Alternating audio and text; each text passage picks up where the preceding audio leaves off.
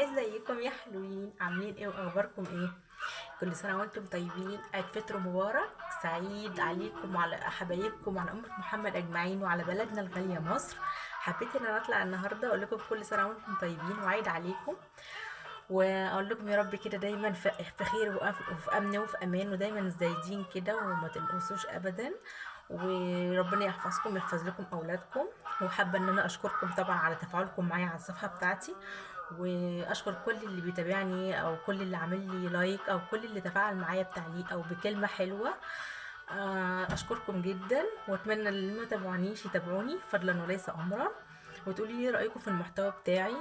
ويعني مش عارفه اقول لكم ايه تاني، بس انا حبيت ان انا اقول لكم النهارده كل سنه وانتم طيبين، ومبسوطه جدا بتعليقاتكم، مبسوطه جدا بتفاعلكم معايا، ودايما من نجاح لنجاح معاكم وبيكم. ومش عارفه اقول لكم ايه تاني، بس كل سنه وانتم طيبين، واشوفكم دايما في خير وفي سعاده، و باي باي.